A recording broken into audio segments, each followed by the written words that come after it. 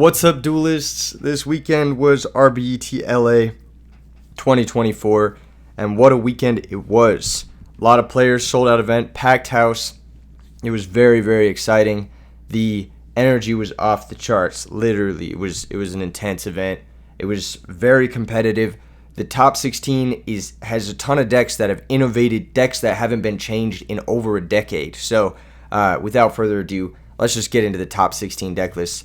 One more thing, though. One last thing. Before we get into the top 16 deck list, if you guys want to play in a tournament like this one, make sure you check the description below for RBET Laurel, Maryland and RBET New York signups. This event was insane. It was so sick. All right, moving on. Oh, lost connection. You guys got a little spoiler there. But Dueling Book cannot let me have this moment. All right, we're back. So this is the first deck in top 16. This is Zaid. He was playing Twilight Lightsworn. There's a lot of really interesting concepts in this deck, but overall, it's a Twilight Lightsworn deck. There's a bunch of Lightsworn names to mill and set up your graveyard, and then there's a bunch of payoff boss monsters like JD, Dad, Chaos Sorcerer, even Caius to some degree is a pretty big payoff boss monster. Lots of ways to get your darks controlled and set up in the grave. A couple monster reincarnations to get you guys back. This looks very similar to James Ark's list that he used to get to the top of the ladder.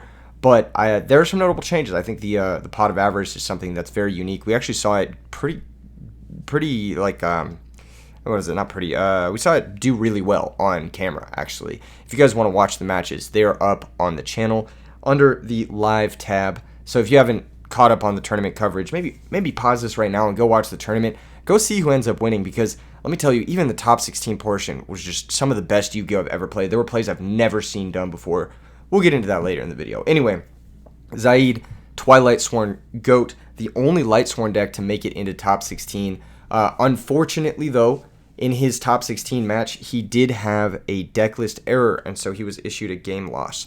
So, just a heads up, if you guys go to competitive events where they do require deck lists, make sure, triple check, get one of your friends to look at your deck and be like, hey, dude, this is wrong. Your written deck list is wrong. And double check your deck list. Make sure it's correct, because this has happened now not only at RBET Orlando last year, where we had 3 game losses in top 16, but we had this game loss in top 16 at RBET LA this year. And I just want to make sure you guys know that these are competitive events. If you have the wrong cards in your deck, you're going to be issued a game loss, and you're going to be forced to play the cards on your list. So definitely make sure your deck list is correct. So, but yeah, shout out to Zaid. Really cool guy. Really nice guy. Honest mistake, honestly, with the deck list thing. Totally understandable. It happens to the best of us.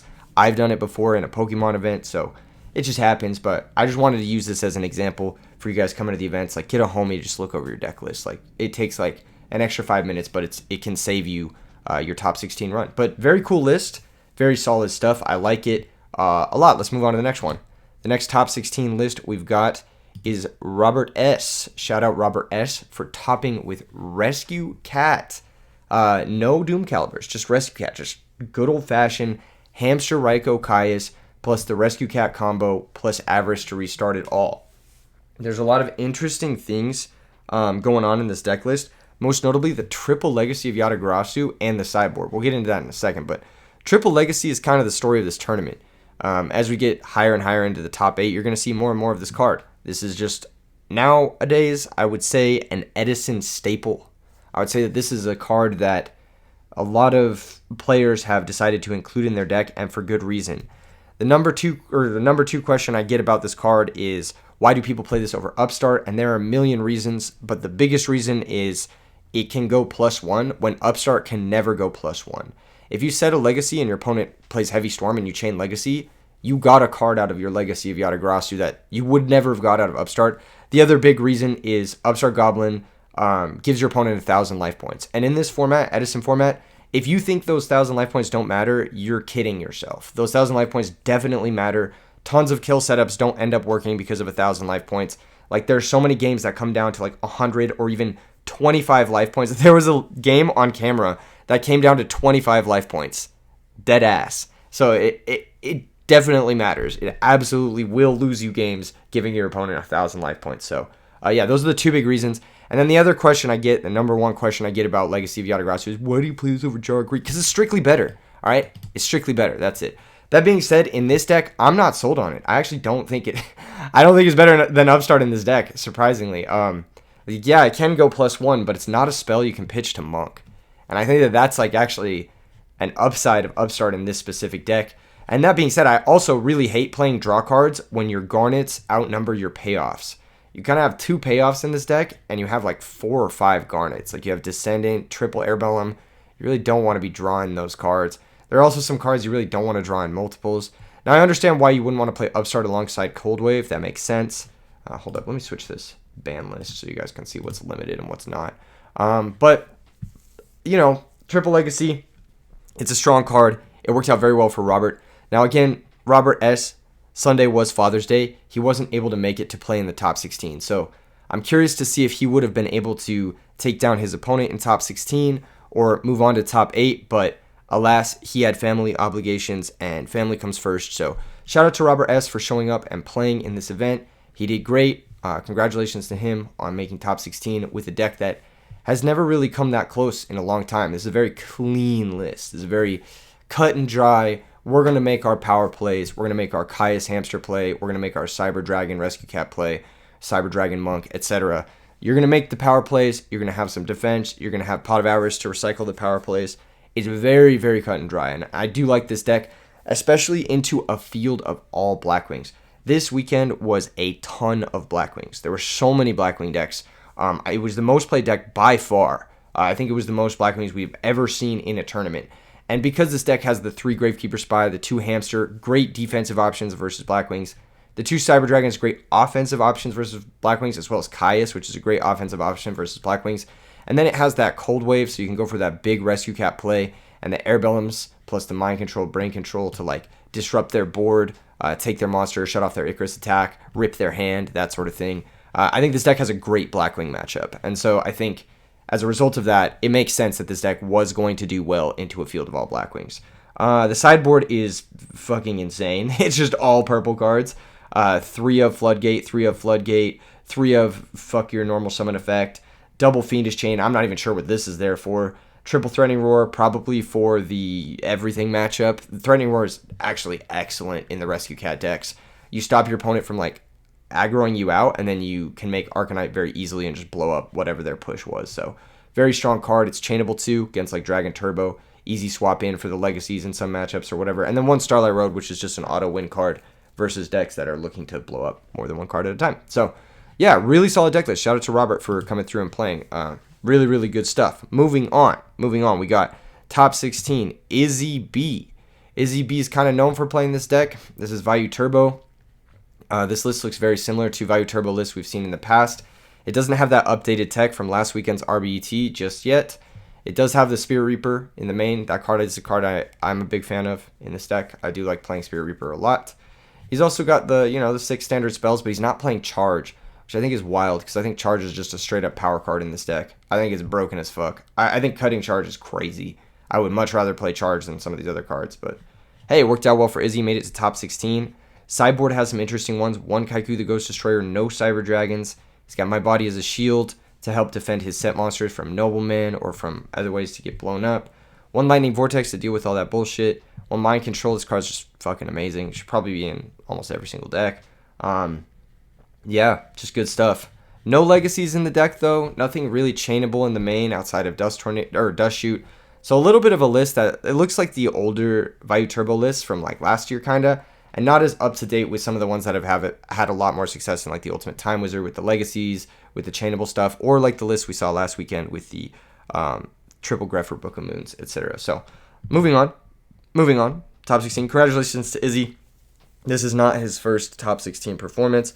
He has performed pretty consistently in every single Edison event he's ever entered. So strong player. All right, moving on. Top 16,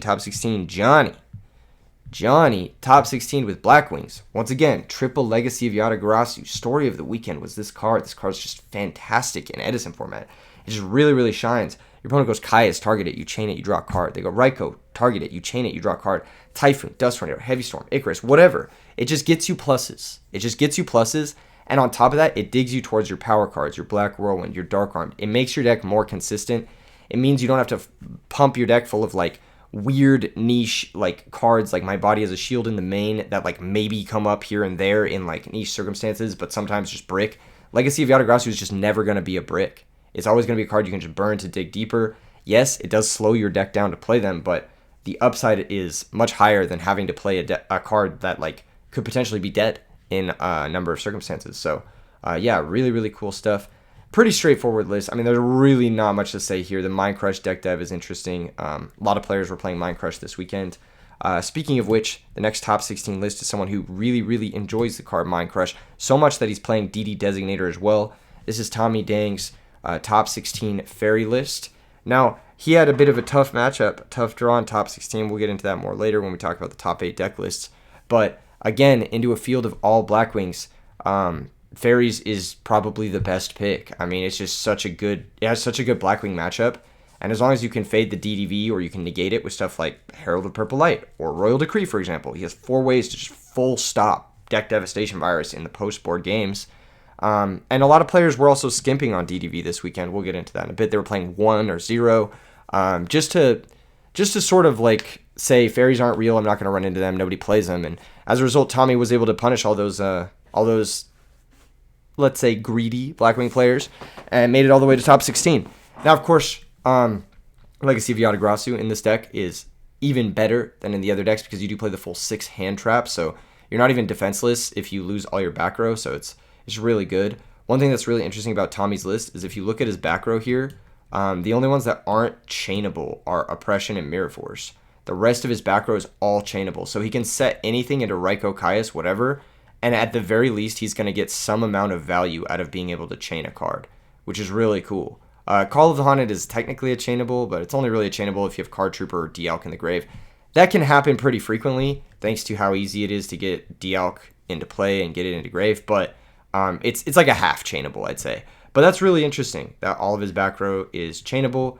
He was main decking the Soul Release and the Knock, like he likes to do. He was not playing Return from the Different Dimension, which doesn't make any fucking sense to me, but hey, go off, King. You made it to top 16, which is a very impressive performance.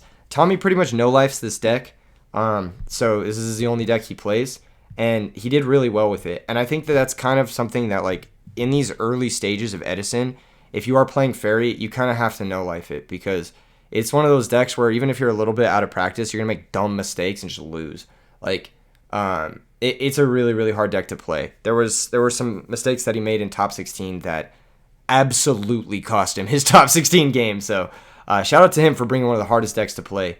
There's a lot of guides on the channel if you want to learn how to play this deck. But yeah, he's got the Mind Control Cyber Valley, the main deck Consecrated, predicting all the Blackwings from SoCal to be there, which he was absolutely correct on until top 16, of course. And then, yeah, sideboard has a lot of cool techs. Forbidden Chalice plus Decree, sick way to approach Raikou matchups in the postboard. 1 Chain Disappearance for Frogs. The Freed, the 1 Cyber Dragon, very useful tech cards. Sometimes I've seen him play a Proto Cyber Dragon, but it looks like he went with the Cyber Dragon for this tournament. DD Designator, once again, he loves that Mind Crush DD Designator bullshit. I'm not a huge fan of these cards. I definitely would have played like Return or something instead, but they worked out really well for him. Every time I saw him draw one of them, like even on camera, they resolved. There was a point where he Mind Crushed a Raikou and was able to see his opponent's hand and just was able to take control of the game that way. So good shit to Tommy. Good shit. All right, moving on to the next deck in top 16. We've got Nelson. Did I already cover Nelson's? No. Nelson was playing Blackwings. Did I already cover Nelson's? Was it Johnny? Johnny? Or was it Nelson? Oh, they were playing just very similar decks. Yes, it was Nelson. Yes, of course. Top 16, Nelson with Blackwings. Yes, triple Legacy of Yugioh. Only 2 Icarus attack, but he elected to play Torrential in the main. Great card. Super good in the Blackwing mirror. Super good against Frogs, so good meta call in my opinion. Triple D-Prison, just full trap lineup, 15 trap cards. Sideboard has even more trap cards, so played 2 deck dev, definitely respected the fairies a little bit more than other people. People were going for the double Dyna over the double deck dev later on. One thing that I don't really understand is why people play 2 knock instead of 1 knock, 1 mind control, but maybe that's a concession to the fact that like zombies, mind control's not the best against zombies, or like Dandelion set or something like that. Or like if you mind control a set value, you feel pretty fucking bad, but yeah, that's pretty much it. The rest of the deck is pretty straightforward. You've seen this deck before. Like, I don't need to explain this to you guys. Moving on. Top 16. 2 more decks in top 16. We've got Best Yu-Gi-Oh! Player NA, a.k.a. Jake. Jake with his signature Gold Sark zombie list. He traveled all the way from, I want to say Seattle or Hawaii or somewhere. I don't fucking know. He traveled pretty far to come to this event, and he's been one of those players who, like, I've been playing against him since 2020, and let me just say, playing him in 2020 versus playing him now, it's like playing two different people. Like, it's insane. Like, when I played against him in 2020, I was like, I'm gonna roll this kid. You know what I mean? Like, it's like, this is a meme. And now playing against him, I'm just like, Jesus Christ, I hope I do not have to play against Jake XO, because he has just turned himself into one of the most powerful players over the course of the past few years by, like, just studying and practicing and perfecting his deck list. And you can tell this deck list is a work of art. I mean, this is a genius's deck list right here. The 2 Gold Sarks plus the triple turtle. This is one of my favorite combos in Edison format that nobody talks about. Is you activate Gold Sark and you set a pyramid turtle, and your opponent always attacks the turtle. They're always like, I have to attack him because he's going to get his power card in 2 turns. And speaking of power cards, I mean, look at all these little ones in red circles. This whole deck is power cards. You got Dad. You got fucking all of the power spells imaginable. You've got Return. You've got fucking... Gold Sark is insane in this deck. You can search for literally anything you want. Also, this deck has a bunch of insane starter plays, like Normal Summon Stratos, Rhoda for Stratos, so that's like an instant pot of greed. Stratos Grepher enables a bunch of OTK combos. Grepher plus Mali is always good. Evil Guy into Caius is always good. Evil Guy Mali, or was it Diva Future Fusion? Evil Guy is an OTK. There's just so many like 2-3 card OTK setups that, like, I can't even begin to describe how fun it is to play this deck. If you can get that like 1 or 2 turns, and then you get like a little bit of light back row from the opponent, oh my gosh, this deck is a blast. I got the 1 Regeki Break as supplemental back row removal. Heavy Storm Typhoon plus the 2 Gold Sarks to search for Heavy Storm, so it's like you get to play 3 Heavy Storms in this deck. It's so nice. The sideboard has a billion 1-ofs. Some of these you'll want to search with Gold Sark. Some of them you'll just want to draw naturally, like I'd say like Breakers, just like an additional oppression out. And then he's got 6 Floodgates here. 2 Consecrated for Blackwings, read the field accurately. 2 Decree for Blackwings, read the field accurately. And 2 Skill Drain, probably for Frogs or other decks that are very reliant on their effects. Really, really, really solid deck list here from Jake. He ended up losing to Blackwings in top 16, but he beat a whole bunch of them to get to top 16. So, eventually you're gonna lose a game here or there to whatever circumstance. But the fact of the matter is he the best Yu-Gi-Oh player in NA?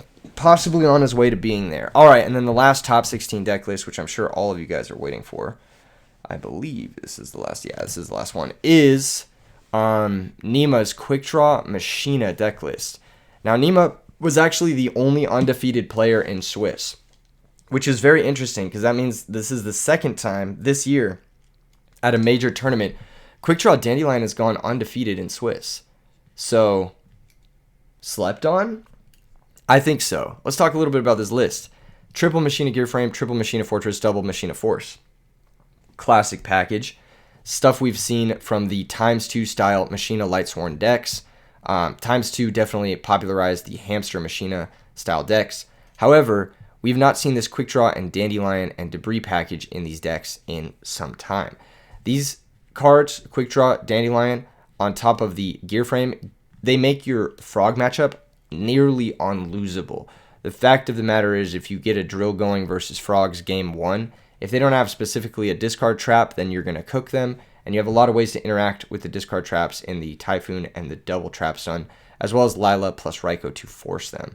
So, really, really cool stuff. I do love trap stun with the Machinas, and I do love trap stun with the Debris and the Quick Draw stuff as well. Trap stun also working very nicely with like just resolving a Caius, double Avarice to make sure you can recycle your power plays like your Black Rose or your Machina Forces, so that Gear Frame in the late game just becomes +1 Reborn, which is insane. And then even if you brick on Quick Draw Synchron without the Dandelion, you can always pitch it to Machina Fortress.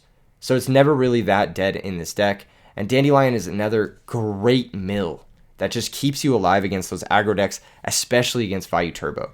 If you Raikou mill a Dandelion against Vayu Turbo, it is really annoying for them. I'll say that much. You'll get free tribute fodder for the Caius, you'll get free synchro material, etc. This deck is amazing. I totally see how he went undefeated in Swiss. He had an unlucky game in top 16, and that's what I really dislike about top 16 personally, is it means that the player can go X1 and be out of the tournament. And I think that that's bullshit. I'm gonna be honest, I think that's fucking stupid.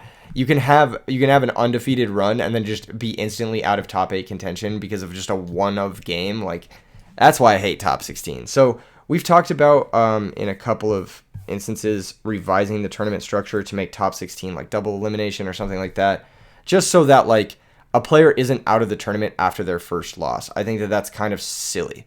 Like, if you go X1 and you don't top 8, that doesn't make sense to me. That shouldn't happen. So we're talking about ways to correct that in future tournaments. The sideboard, Injection Fairy Lily. The first time Injection Fairy Lily has top 8'd and or tops an RBET. This is not top 8 list. Should be, in theory. If it was double elimination, it would be a top 8 list. But hey, we'll get into that later. We'll get into that at some point. But yes, Injection Fairy Lily would have been the first. This is the first time Injection Fairy Lily has ever topped an RBET, which is really sick. This card, not only does it combo with the triple compulsory that he goes into in the post board, not only is it hyper aggressive with the Machina beatdown cards, but at the very least, if you mill it, it is a debris target, so it allows you to make Black Rose, which is really sick.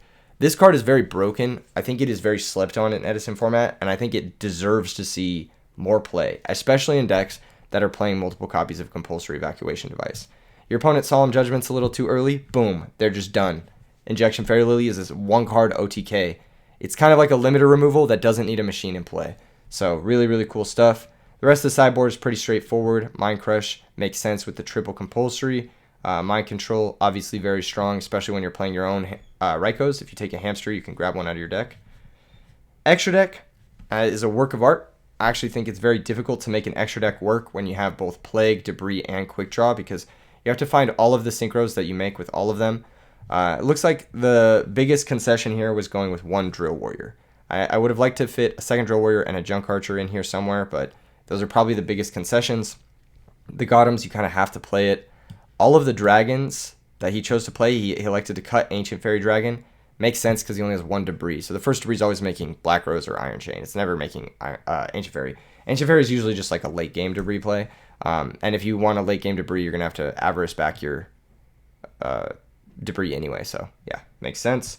And then the rest of the stuff is just stuff he can make with Plague, basically. Which is, yeah, good shit. Congratulations to Nemo on going undefeated. Very impressive deck. I am incredibly excited to try this one out. It is a beautifully crafted list. This is the type of list I expect to see in RBET Top Cuts.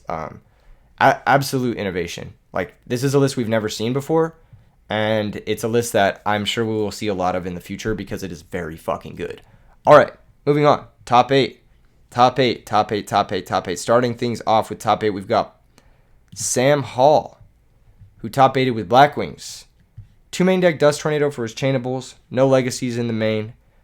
We've talked about these lists a lot, but Blackwings is just a good deck, and if you aren't prepared for it, then you're going to lose to it. So if you're playing in Edison format, I would say make sure, if you are not playing Blackwings, have a good sideboard plan for Blackwings, and make sure you're comfortable in the matchup. It's not an unwinnable matchup by any means for any deck. It is rarely even too terribly an unfavorable matchup. Blackwing has a good matchup against a lot of the field, but it's like a 55%. So just make sure you have a solid sideboard plan for this deck. That's my big concession here. One thing I find very interesting, again, is that Double Knock not playing Mind Control. I don't get it. Anyway, moving on. Top 8, Robert V. Same thing, Blackwings. There was a lot of Blackwings at this event. I want to say it was almost 25-30% of the field was Blackwings. So, yeah, double Legacy of Yatagarasu in the main. We're going to start seeing more of those. Triple Dust in the side, very interesting. And then he's got 2 of all the other stuff. I like to go for 1 Crow to make room for that 3rd Dust Tornado. But yeah, not much to say here. He did make room for the Book of Moon in the main. I do like Book of Moon a lot in this deck, especially if you're on 2 value, because the second value can make a negated Armor Master, then you can book it. That's always really good. And then Book of Moon is just really good in the mirror match. If you're not playing Torrential, then you probably want to make space for a 3rd summon stop so you can cut that Whirlwind off. And Book of Moon's also nice because it can cut like a normal summon Kalut from getting a Whirlwind advantage. And it can also defend your monster from deep prisons to keep your Icarus attack live, or bottomless trap holes as well. So I do like Book of Moon a lot in this deck. But yeah, moving on. Congratulations to Robert V. Very, very solid performance. I will say, when everyone's preparing for Blackwings, if you still top with Blackwings, you got to be him. You got to be cracked. So those Sam Hall, Robert V, congratulations. Top 8, Pizza. He's top 8 at these events before, usually with Norlaris, but this time he elected to go for a Vayu Turbo approach with triple Legacy of Yatagrasu. So once again, I think this card is very fucking good. I think it's like one of the best cards into Blackwings and into the field. I think that a lot of different decks can have success with this card in the main deck. We saw Steven Chifero top 4, I believe, or top 8 in Ultimate Time Wizard recently at Indianapolis with 3 Legacy of Yatagrasu in a Machina deck, which sounds very good to me. I have yet to try that deck out because I've been so busy, but that's high on my list of things to try out.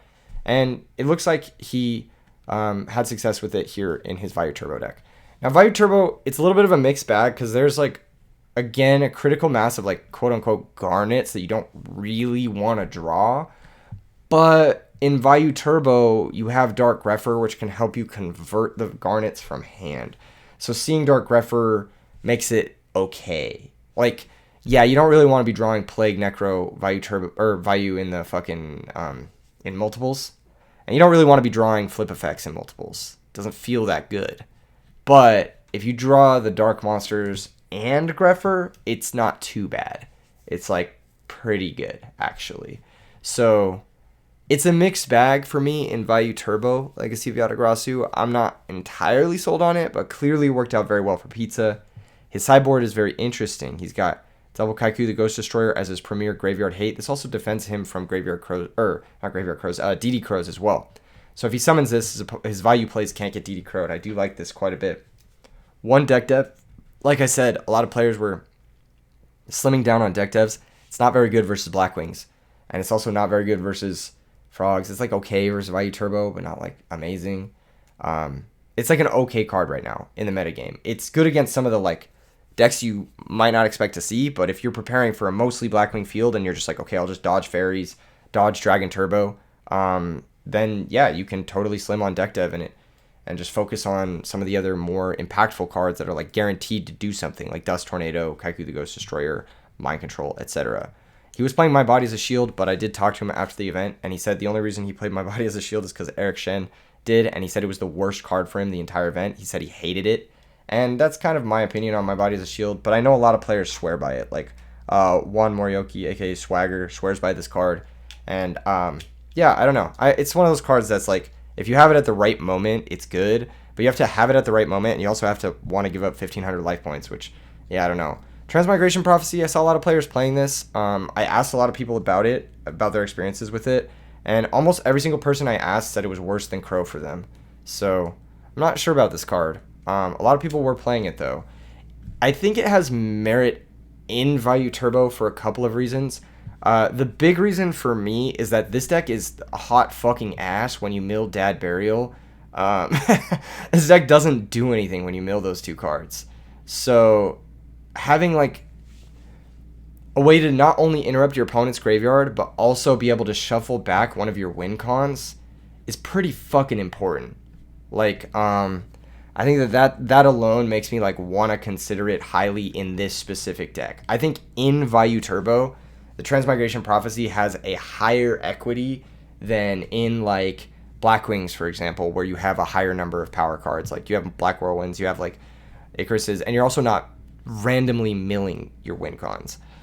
In this deck, where you are randomly milling your win cons, I do like that. Double Mask Restrict for Frogs. Usually you don't play this because it conflicts with like Caius and Tribute Summon Sirocco a little bit, but it is stronger than like pulling the rug versus Frogs overall. It does auto win you more games, so very interesting. It also helps against Titanial, which maybe Pizza was preparing for. All right, last deck in top 8 is Paul, or in 5th through 8th place, I should say, is Paul Elias with his signature Paul Wings Blackwing deck. Swallow's Nest, Triple Reckless Greed, Morphing Jar. This is a belligerent deck list. That's the only way I can put it. It is a madman's deck list. I have played this deck list before. I've played Paul Elias's deck list before, and I don't know how he fucking does it. But on camera, every time I'm watching him, he's like flipping Morphing Jar for 5. He's like trunating after into Morphing Jar.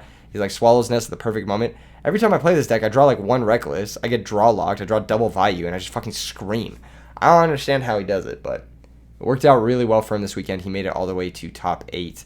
The sideboard is very unique. He's got the double Noblemans. This was actually a popular card in the Swedish Swedish hybrid Blackwing deck lists from 2021, and I'm surprised it fell off so much because it's really fucking good. Like, this card is just insane in Blackwings. It's like it's like basically Typhoon number 2 and 3. Like, because everyone sides out Oppression against Blackwings. So the reason you wouldn't want Nobleman is because if they have a continuous card, they can just flip it face up. They're like, all right, -1 for you. But since everyone sides out their continuous cards, like, people are going to be siding out their Oppressions, they're going to be siding out their Skill Drains versus Blackwings, whatever continuous cards people play, I don't fucking know. They side out versus Blackwings, and that means Nobleman is basically just Typhoon. And it also banishes, like, all of the things. Like, if you banish all of the Gladiator Beast War Chariots, or all of the Icarus attacks, or all of the Bottomlesses at once, then you don't need to play around it. All of the D-Prisons, etc. It's just, like, such an insane card in this deck. So, yeah, he's also on that Transmigration Prophecy. Very interesting card. He's on 42 cards in the main deck. That can't be right, man. I'm sorry. It just can't. You want to see double Reckless. Why are we playing more cards? It doesn't make sense. He's not playing Allure of Darkness, which doesn't make any fucking sense to me. I don't understand this deck, but he top 8'd with it. So what can I say? It's cracked for a reason. It doesn't, on paper, it doesn't make sense, but when you're playing with it, some cookage is happening. Shout out to Paul for always playing the most unique shit and actually just being really good at the game. I think he's like one of the top rated players in SoCal. They have like a player rating system, and Paul has consistently been at the top of the player rating in SoCal. So just insanely strong player from that region and in general, and a really cool performance from him, a really cool deck list. Top 4 time. This is where things get crazy. You guys ready for top 4? Smash like on the video, drop a comment, let me know which of these deck lists was your favorite from top 16. Always excited to hear from you guys in the comment section below. We got top 4, Ricky with the Spooner Boy Vayu Turbo deck list. This is almost card for card the Spooner Boy list that top 8'd last weekend's RBET. Ricky must have saw it and thought, yeah, this is the one, and I am inclined to agree. This is the highest placing Vayu Turbo deck in the tournament, and it plays a lot of card choices that I have been really high on myself, namely the Triple Dark Grepher. I think this is the best card in Vayu Turbo, and it's not close. I still, to this day, do not understand why people don't play 3 of this card. It doesn't make any fucking sense to me. This card is broken as fuck. This card should be banned. No, I'm just kidding. I'm not kidding, but I am kidding. No, this card is insane. I don't understand why people don't play 3. I'm super happy to see it being played at 3 because I've been saying it for a million years. Why are we not playing 3? He's also playing Charge the Light Brigade, which is a power spell. He's playing all the power spells, double Book of Moon. The big changes he's got from the Spooner Boy list is, I believe there's one monster change. He cut the Elfin for, I think, Gors or Necrogardna. I don't know which it was, but there's that, and then he cut the Solemn for the Return.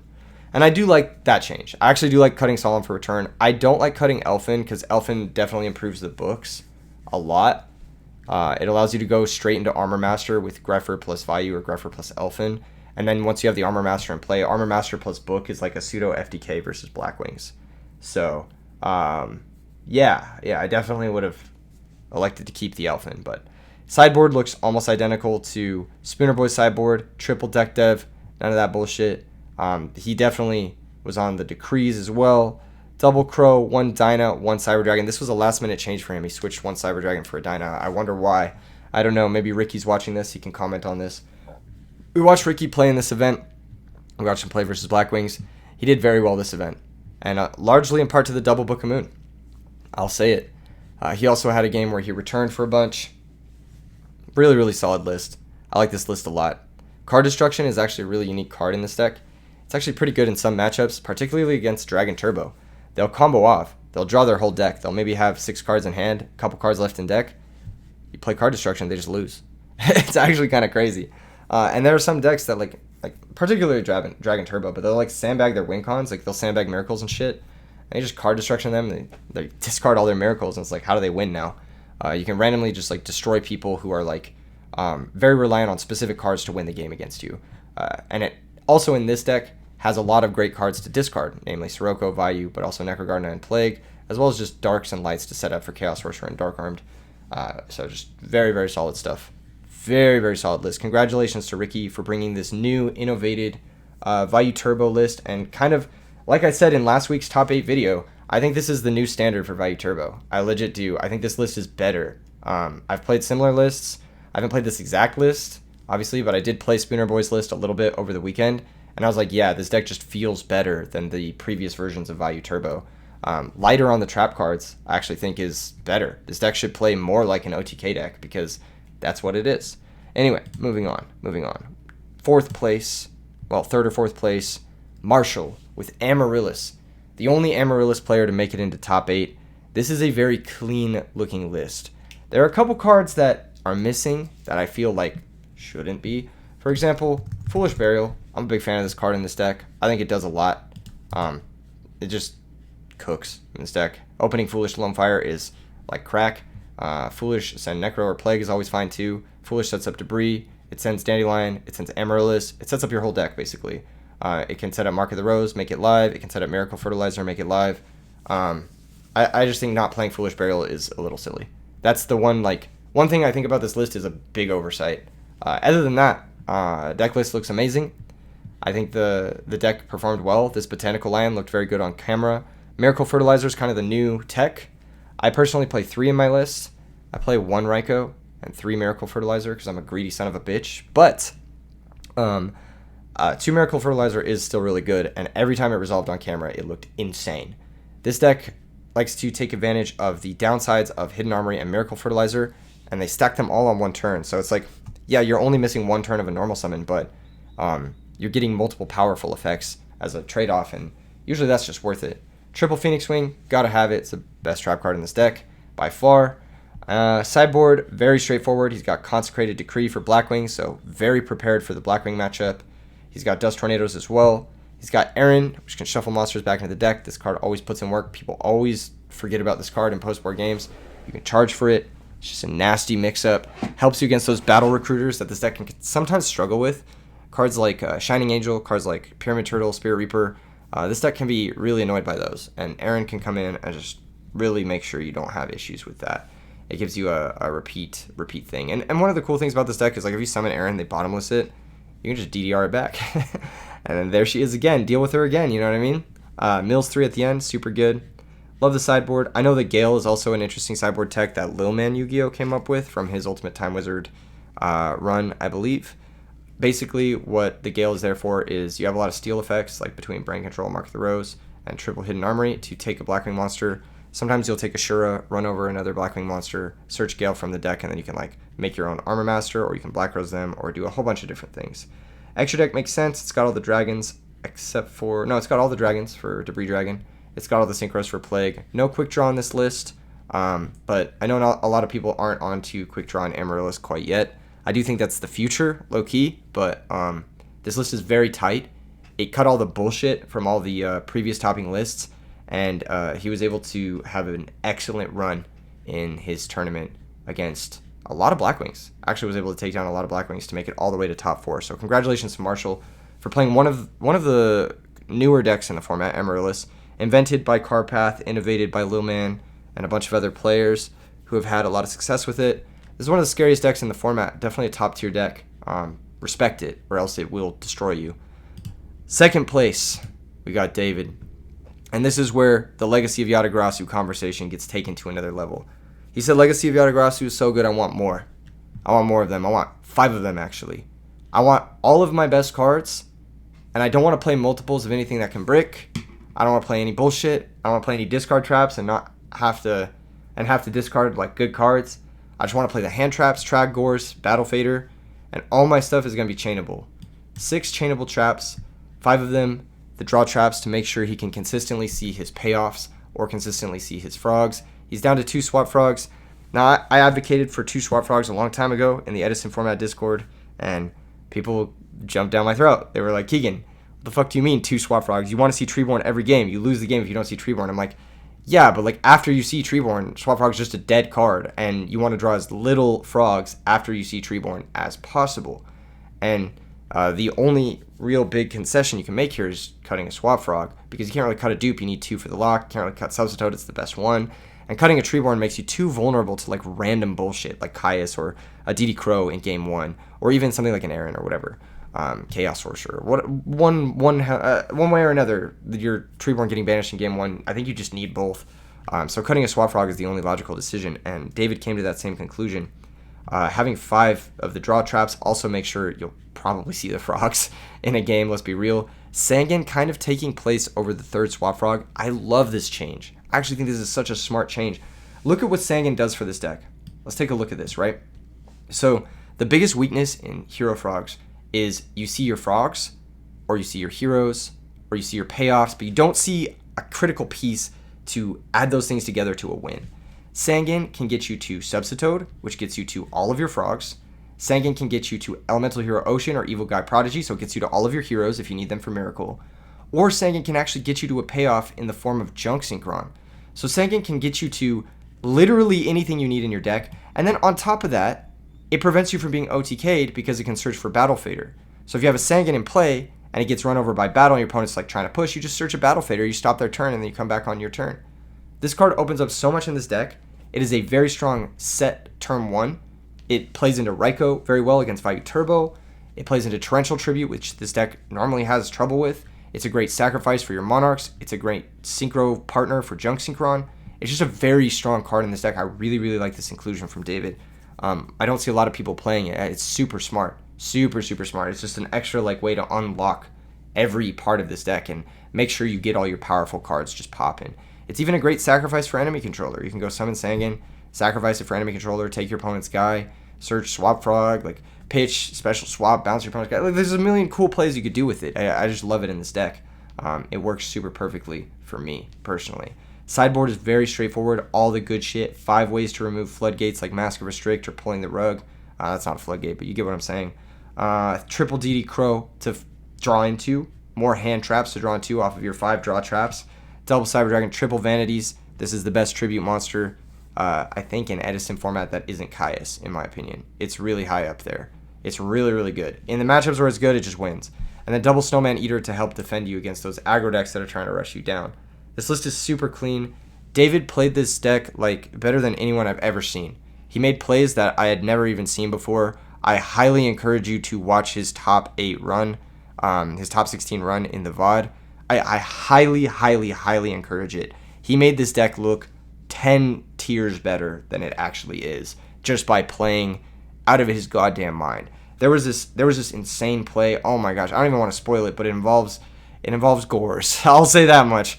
And it involves Gores in a way that I've never seen Gores used before. He summoned Gores on his own turn. It's just fucking crazy. You guys gotta check it out. I don't even want to get into it. Watch the VOD. Congratulations to David on getting 2nd place. And I will say this: had he not made one misplay, one huge fucking misplay in the finals, he would have won this entire tournament. But the 1st place goes to Hector, who played one of the sickest Blackwing lists I've ever seen. Bro really innovated the deck they said couldn't be innovated. He cooked in a deck that couldn't be cooked further, and he did. He took it to the next level, and he won every single Blackwing mirror. He won against every single Vayu Turbo deck except one, and the only Vayu Turbo deck he didn't beat was the Spooner Boy list, I believe. But yeah, no, he just cooked everyone in this tournament, and largely in part to the full 6 draw traps. He said, I'm just going to play 6 of these and my 34 best cards, and that's it. And I'm not going to brick on anything. I'm not going to draw bad multiples. I'm going to find my sweepers. I'm going to find my payoffs. I'm going to have Gores so I don't get OTK'd. I'm going to have hand traps, the Gores and the Kalut to draw into off of these, plus the DD Crows and the sideboard to draw into these. And then his sideboard plan, which is what he told me. I mean, you can read more or listen to him more about his experience on his YouTube channel. You'll be able to find him. I believe it's HT19 Yu-Gi-Oh, HT19 Yu-Gi-Oh, something like that. If you search for his vlogs, I'm sure they'll come up. They're very cool. He's a homie of mine, really big for, really, I wouldn't say super close friend, but we're closer than your average player. You know what I mean? We've hung out a couple of times, and he's a homie from a different area. You know, he really put on for his area for Chicago. The sideboard is absolute gasoline. He just sides out these draw traps, and he sides in 5 fucking floodgates and Dark Bribe and Solemn to protect him. So that's just that's awesome. What a sideboard plan. Opponent doesn't want a blind Typhoon, and then you just get him with the floodgates. All of these floodgates have potential to go plus or higher. Imperial Iron Wall can plus against D-Prison or Caius. Skill Drain can plus against any effect, and Oppression can plus against any monster activation. So he's not playing like Floodgates that don't go plus. All of the Floodgates go plus, and then the 2 counter traps to defend them. He's got 1 Dust, 1 Space Typhoon. You're going to draw him because you got 6 fucking draw traps and a Lure, 7 draw cards in this deck. To remove back row, 1 Soul Release, 2 DD Crow for the Graveyard Hate. Soul Release generally better against like frogs, stuff that has big graveyard like Amaryllis. DD Crow is better against stuff that's like trying to Book of Life, Monster Reincarnation, that thing. And DD Crow is also great with the Icarus Attack and the Allure as well. So definitely erring on the side of having more of those than the Soul Release. But sometimes it's better to have the Soul Release in certain matchups. 1 Cyber Dragon, that's all he needed. He has the draw traps. He's going to draw into it. It's very consistent. Oh man, this deck list is just a work of art. And let me tell you, Hector played out of his goddamn mind. He played out of his goddamn mind. He's oh my god. He's like one of my favorite players to watch right now. If not my favorite player to watch right now. This was a beautiful performance with Blackwings.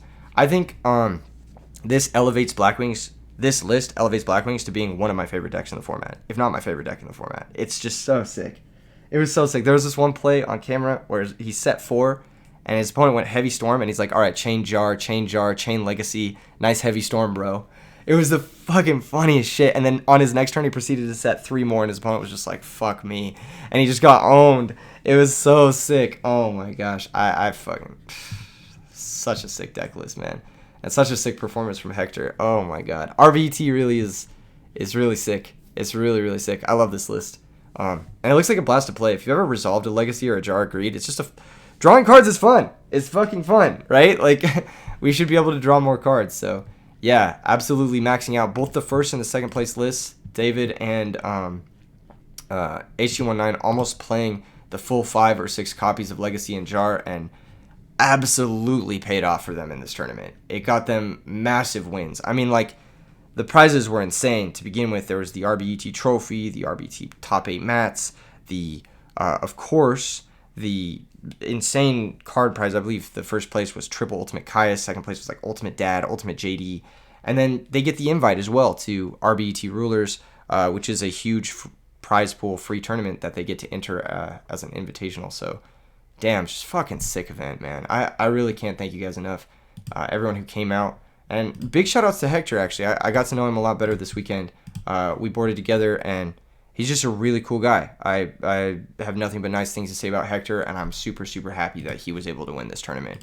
Real stand-up player, one of the kindest people I've ever met, and just an absolute upstanding gentleman. So makes me very proud that he won. And honestly, everyone I talked to this weekend was cool. I don't think I talked to a single person who gave me bad vibes or was a dick. Or, dude, like literally after the tournament, the players were just like, it was like the energy was like electric. Everyone who was chilling, playing side events, everyone was just like, man, this is fucking sick.